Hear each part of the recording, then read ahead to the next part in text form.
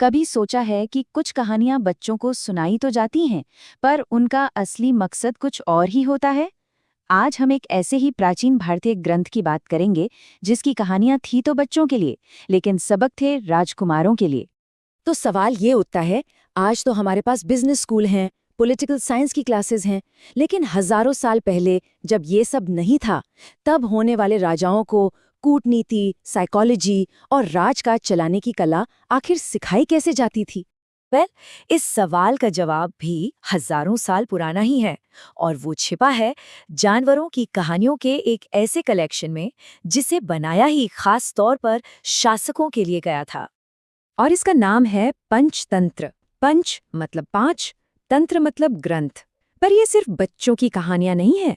नहीं, ये तो नीति शास्त्र सिखाने के लिए बनाया गया एक बहुत ही पावरफुल मैनुअल है। ये सिखाता है कि दुनिया में समझदारी से कैसे जिया जाए और कैसे राज किया जाए। जैसा कि नाम से ही जाहिर है, पूरी किताब को 5 हिस्सों में बांटा गया है, और हर हिस्सा जानवरों की कहानियों का इस्तेमाल करके एक अलग सिद्धांत सिखाता है, जैसे दोस्तों को कैसे जीता जाए या फिर मूर्खता करने के क्या खतरे हो सकते हैं। अच्छा, इसे और अच्छे से समझने के लिए क्यों ना इसकी एक मशहूर कहानी सुनी जाए। चलिए सुनते हैं बिल्ली का न्याय की कहानी। तो कहानी शुरू होती है एक चकोर से। वो एक पेड़ की खोखली जगह में बड़े आराम से रह रहा था। फल बीज खाकर उसकी जिंदगी एकदम मस्त चल रही थी। लेकिन एक दिन एक दूसरा चकोर आया और उसने कहा, अरे यहाँ क्या कर रहे हो? खेतों में जो स्वादिष्ट अनाज उगता है वो तो कभी चक्कर देखो। अब भाई चकोर को ये बात जंच गई। वो उड़कर दूर खेतों में पहुंच गया। वहां धान की फसल उसे इतनी पसंद आई कि वो कई दिनों तक वहीं दावत उड़ाता रहा। लेकिन जब वो वापस लौटा तो क्या देखता है कि उसकी खो पर तो एक खरगोश ने कब्जा कर लिया है। बस यहीं से झगड़ा शुरू हो गया। चकोर गुस्से से बोला, ए भाई, तू कौन है और मेरे घर में क्या कर रहा है? खरगोश ने भी अकड़ कर जवाब दिया, मैं इस घर का मालिक हूँ, 7 दिन से यहीं रह रहा हूँ, अब ये घर मेरा है। बात बढ़ती गई पर कोई नतीजा नहीं निकला। अब जब पड़ोसियों ने भी हाथ खड़े कर दिए तो दोनों ने तय किया कि किसी ज्ञानी से ही फैसला करवाया जाए। घूमते घूमते वो पहुंचे गंगा किनारे, और वहां उन्होंने क्या देखा? एक बिल्ली जो बड़ी तपस्या में लीन थी। माथे पर तिलक, गले में जनेऊ, हाथ में माला। देखकर लगे कि कोई बड़ी तपस्विनी है। लेकिन असलियत तो ये थी कि वो बिल्ली सिर्फ भोले भाले जानवरों को फंसाने के लिए ही ये भक्ति का नाटक कर रही थी। उसने कहा, बच्चों, मैं बहुत बूढ़ी हो गई हूँ, मुझे ठीक से सुनाई नहीं देता।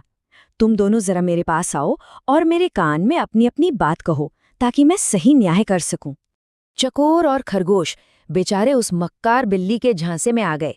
जैसे ही वो अपनी बात कहने के लिए उसके कानों के पास झुके, बिल्ली को मौका मिल गया और एक ही झपटे में उसने दोनों का काम तमाम कर दिया और बस उन्हें खा गई। हो गया न्याय। तो इस कहानी से आखिर क्या सीख मिलती है? चलिए अब कहानी से बाहर निकलकर इसके पीछे छिपे असली सबक को समझते हैं। देखिए, ऊपर ऊपर से देखें तो इसकी सीख बहुत सीधी सादी है। किताब के आखिर में भी यही लिखा है, दो के झगड़े में हमेशा तीसरे का ही फायदा होता है, इसलिए झगड़ों से दूर रहना चाहिए। ये एक बहुत अच्छी सलाह है जो हम सबको बचपन से मिलती है।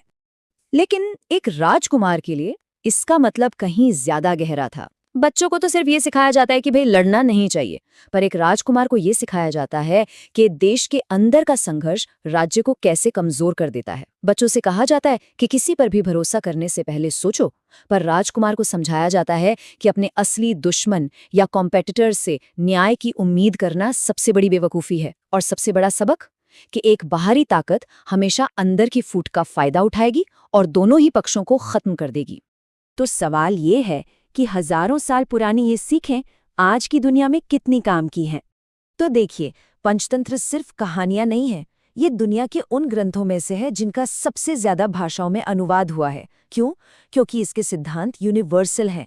ये हमें सिखाता है कि जब ऑफिस में 2 लोग एक प्रोजेक्ट के लिए लड़ते हैं तो अक्सर मैनेजर को मौका मिल जाता है दोनों को साइडलाइन करने का। जब 2 देश बॉर्डर पर लड़ते हैं तो कोई तीसरा देश दोनों को हथियार बेचकर फायदा उठाता है। मतलब ये जो ह्यूमन साइकोलॉजी है ना, ये आज भी वैसी की वैसी ही है। और यहीं पर ये कहानी हमें एक बहुत ज़रूरी सवाल के साथ छोड़ जाती है। अगर चकोर और खरगोश हम हैं, जो छोटे-छोटे मुद्दों पर आपस में लड़ रहे हैं, तो आज वो बिल्ली कौन है, जो हमारे इन झगड़ों का फ़ायदा उठाकर अपना काम बना रही है? सोचिएगा ज़रूर।